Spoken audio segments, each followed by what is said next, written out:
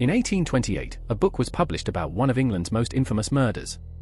Nothing unusual about that, except this book was bound in the murderer's own skin. His skeleton was put on display in a hospital. His scalp, beer still attached, was kept as a souvenir. Scientists wired up his corpse and ran electricity through it to make his dead muscles twitch in front of an audience. And the rope that hanged him? Sold off for £1 an inch. This is the story of the Red Barn murder, a tale of sex, lies, prophetic dreams, and a cover-up so brazen it almost worked. It begins in a tiny Suffolk village, in a barn that glowed blood red in the setting sun. The village of Polstead sits in the Suffolk countryside, about 10 miles north of Colchester. In the 1820s, it was a quiet, unremarkable place, no more than 20 or 30 houses, surrounded by farmland and rolling fields.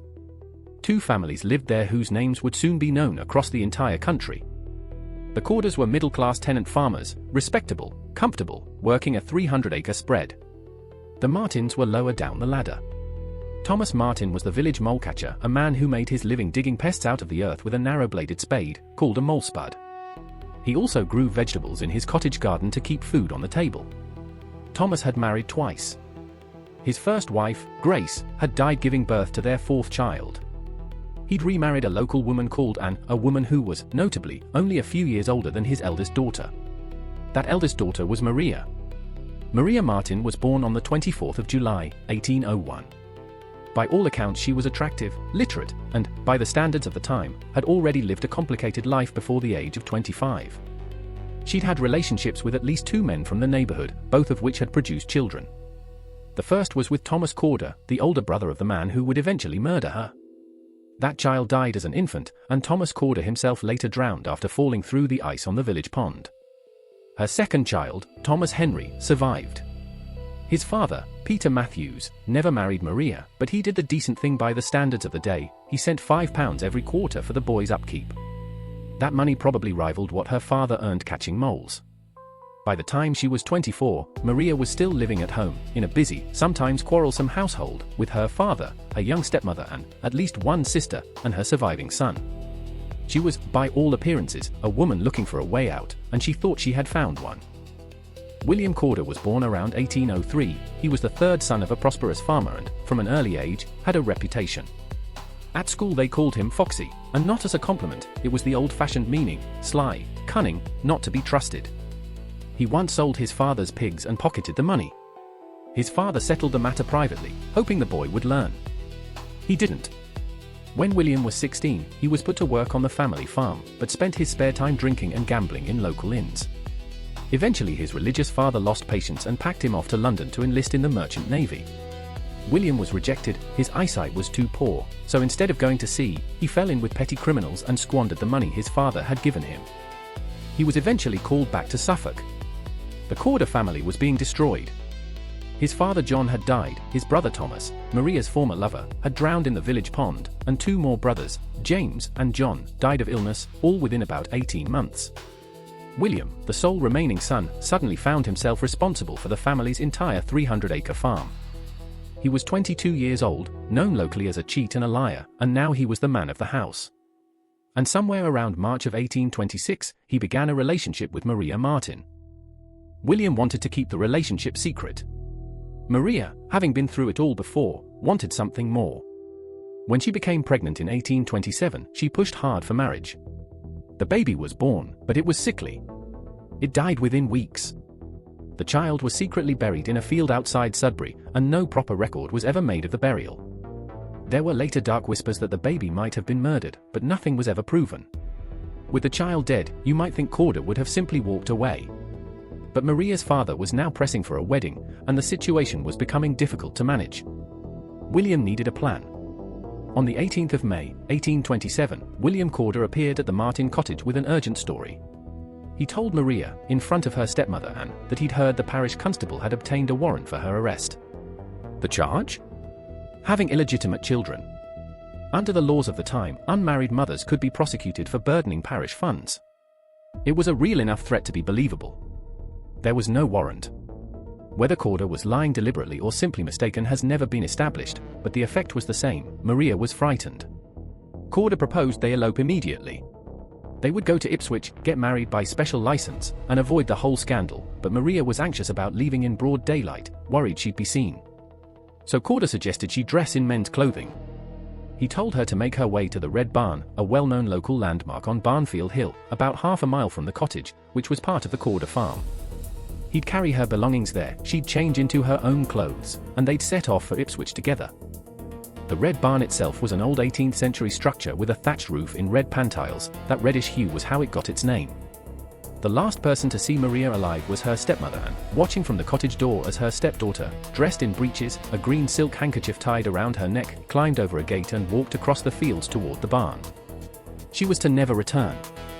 Here's the remarkable thing about William Corder: at first he didn't run. The very next Monday, he was back at the Marten cottage, calm as anything, telling the family that Maria was safely lodged in Ipswich. She was busy preparing for the wedding. She'd write soon. This went on for months. Through the spring and summer of 1827, Corder was a regular presence in Polstead, helping his widowed mother on the farm, and always with a ready excuse for why Maria wasn't with him. When the family pressed for letters, he always had answers: Maria was busy, the post must have gone astray, she'd hurt her hand, etc. And Marten, Maria's stepmother, grew more and more suspicious. But what could she do? Corder was a farmer's son, a man of some standing, and she was just a mole catcher's wife. In September, after the harvest, Corder finally left Polstead for good. In October, he wrote to Maria's father from London, claiming the couple had at last married. He said Maria was living on the Isle of Wight, in Newport, and that she'd already written to the family with the happy news. No such letter had ever been sent. And now comes one of the most extraordinary details of the whole story. In November 1827, while supposedly married to Maria and living on the Isle of Wight, William Corder placed an advertisement in two London newspapers, the Morning Herald and the Sunday Times. He was advertising for a wife. A respectable young man, he wrote, was seeking a suitable partner. The ad was placed through a stationer who served as a forwarding address. He received approximately 100 replies. 100 women wrote to a stranger through a newspaper, offering themselves for marriage.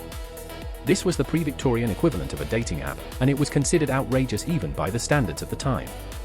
Charles Dickens was later so fascinated by the letters that he wrote about them in his magazine.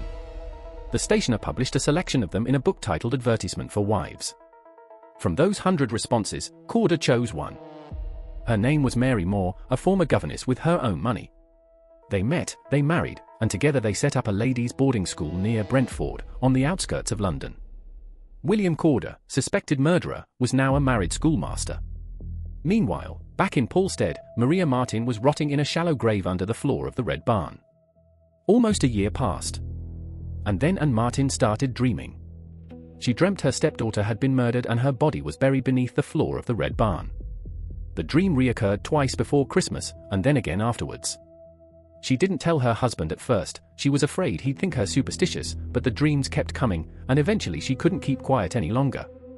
"I think, were I in your place," she told Thomas, "I would go and examine the Red Barn." Thomas asked why. "I have very frequently dreamed about Maria," and said, "and twice before Christmas I dreamed that Maria was murdered and buried in the Red Barn." Now, this is one of the most debated aspects of the entire case. Was it really a prophetic dream? Some historians have pointed out that the dreams began in mid-December 1827, just a few days after Corder married Mary Moore. News travelled slowly in rural Suffolk, but it would have taken roughly that long for word to reach Polstead. Was this the reaction of a woman who already suspected the worst, and was finally pushed over the edge by hearing her stepdaughter's supposed husband had married someone else? There are darker theories still. Some have suggested Anne Marten knew about the murder all along. There were rumours she'd been having her own affair with Corder, that Maria had found out and become a problem that needed removing. That the dream was a convenient fiction, a way to reveal the truth without implicating herself. There's no hard evidence for any of this, but it tells you something about the atmosphere of suspicion that surrounded this case from the very beginning. On the 19th of April, 1828, Thomas Marten took his mole spud, the same tool he used every day to dig pests out of the earth, and walked to the Red Barn with two other men. He prodded the floor and found a soft spot. He dug down about 18 inches through loose earth, and he found a body, stuffed into a sack. A green silk handkerchief showed through the dirt. Thomas recognized it immediately. It was one that had belonged to Corder, the same one Maria had been wearing around her neck the last time anyone saw her alive.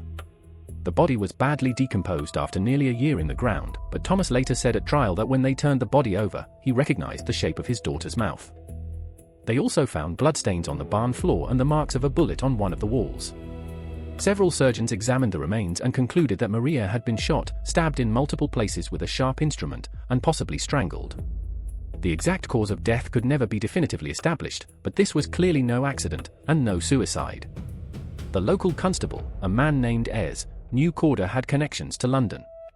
He tracked down an old address, then contacted a London constable named James Lee. Between them, they traced Corder to Everleigh Grove House in Brentford, the ladies' boarding school he was running with his new wife Mary. Lee searched the house and found a brace of pistols, one believed to be the murder weapon, along with a dagger. A velvet bag containing the pistols was later identified by Marten as having belonged to Maria. The dagger was identified by a local cutler as one he'd sharpened for Corder just days before the murder. Corder was arrested and taken back to Suffolk. What happened next was unlike anything rural Suffolk had ever seen.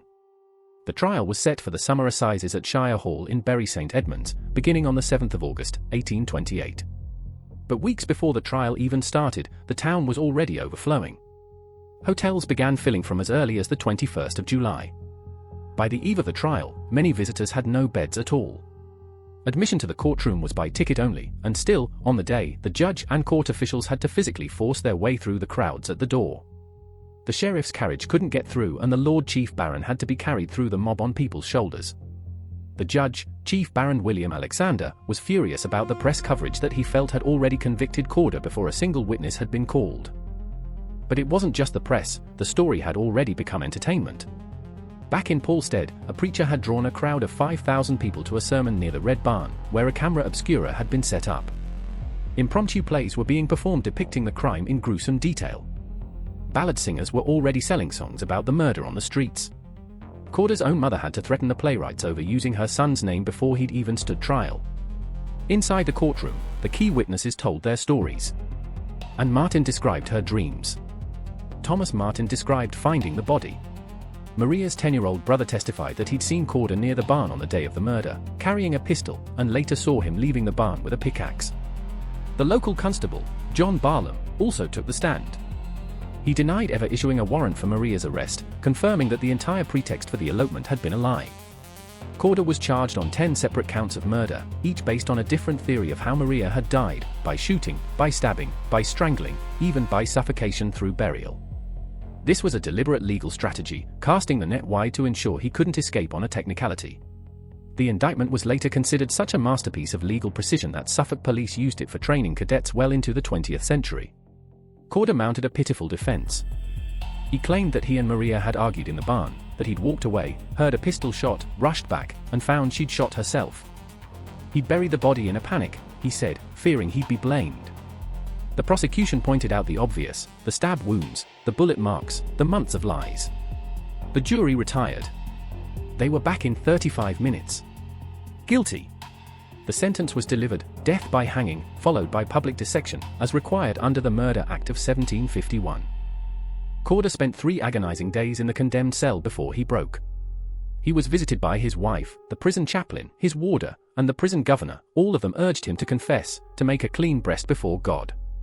On the Sunday evening, the 10th of August at 11:30 at night, with the execution set for noon the following day, Corder finally sat down and wrote his confession. He admitted shooting Maria with a pistol. He said they'd been quarreling about the burial of their dead child, and that the argument had gone on for about 3/4 of an hour. He admitted dragging her body by the handkerchief around her neck, digging the grave, burying her, and returning the next day to wash the blood from the barn floor. But he denied vehemently, even in his final hours, that he had ever stabbed her. He declared to Almighty God that he had no sharp instrument about him, and that no other injury but the one from the pistol was inflicted by him. The surgeons had found clear multiple stab wounds, so either Corder was still lying in his last confession, or someone else had been in that barn with him. This part of the case has never been resolved. Monday the 11th of August, 1828. The normal gallows at Bury St Edmunds wouldn't do. They stood in a paddock some distance from the prison, and with crowds this size, there was no way to get the prisoner through safely. So workers knocked a hole clean through the prison wall and built a temporary scaffold right outside it. That hole became known as Corder's Door. Somewhere between 7,000 and 20,000 people had gathered. They'd been arriving since dawn. The atmosphere was carnival, vendors selling food, ballad singers performing songs about the murder, spectators jostling for position. Just before noon, Corder was led through the newly made doorway, supported on either side by prison guards because he was too weak to stand. The prison chaplain walked beside him. Governor Orridge asked if he had any final words. Corder spoke. "I am guilty, my sentence is just. I deserve my fate, and may God have mercy on my soul." The white hood was drawn over his face. The hangman, Thomas Cheshire, pulled the lever. Corder dropped. But death didn't come quickly. Cheshire had to add his own weight to Corder's dangling body to speed things along. His corpse hung for an hour before it was cut down, and then, in one of the grimmest chapters in the history of English justice, the real spectacle began. Within an hour of Corder's death, the county surgeon, George Creed, had his body on a table in the Shire Hall. He sliced a long line down the center of the chest, peeled back the skin, and opened the body up for public viewing. Corder was still wearing his silk stockings and trousers while thousands of people shuffled past to stare at his exposed muscles. An estimated 5,000 people filed past the body that day. By evening, the scientists moved in. Artists made plaster death masks. Phrenologists examined his skull, measuring the bumps and contours, looking for the physical signs of criminality that their now discredited science promised to reveal. Then they wired up the corpse and ran electrical current through it, demonstrating the principles of galvanism by making the dead man's muscles twitch and contract. The next day, medical students fully dissected the body. The skeleton was cleaned, articulated, and mounted for display in Suffolk General Hospital, where it remained for over 170 years. His heart was preserved as a wet specimen in a jar. A large portion of his skin was tanned like leather, and that skin was used to bind a book. That book was James Curtis's account of the murder and trial, the definitive contemporary record of the case, bound in the skin of the man it was written about. It still exists, and you can see it today at Moy's Hall Museum in Bury St Edmunds. Recently, curators discovered a second book bound in Corder's skin. It had been sitting overlooked on an office bookshelf for decades. It had been donated years ago by a family connected to the surgeon who performed the autopsy. Also at the museum, the piece of Corder's scalp, with one ear still attached, his death mask, and a bust made from plaster casts of his head. The hangman's rope was auctioned off at £1 per inch. As for Corder's skeleton, it stood on display at the hospital used to teach medical students, until 2004. That year, under the Human Tissue Act, a surviving descendant named Linda Nessworthy successfully campaigned to have his remains removed. The skeleton was cremated, and the ashes were buried at an undisclosed location. Nearly 2 centuries after his death, William Corder finally got something resembling a burial. The Red Barn murder didn't just make headlines, it created an industry. James Catnach, a London printer, sold over 1 million broadsides about the case. Plays were being performed while Corder was still awaiting trial. Puppet shows, peep shows, penny dreadfuls, ballads, pottery models of the barn, the merchandise was endless. And then there were the tourists. An estimated 200,000 people visited Polstead in 1828 alone, in a village of 30 houses. They stripped the Red Barn bare, carrying off pieces of timber as souvenirs. The wood was reportedly carved into toothpicks and snuff boxes. They chipped away at Maria Marten's gravestone until it was nothing but a stump. The barn itself, what was left of it, stood in ruins until 1842, when an arsonist finally burned it to the ground. The story of Maria Marten and William Corder has been told and retold for nearly 200 years, in plays, ballads, penny dreadfuls, a 1935 film, and countless retellings since. But in all of those retellings, the voice that's most often lost is Maria's. She was 26 years old, she was a mother, she was looking for a way out of a difficult life and she trusted the wrong man to help her. She walked across a field in men's clothing, heading toward a barn that glowed red in the Suffolk light. And she never came home.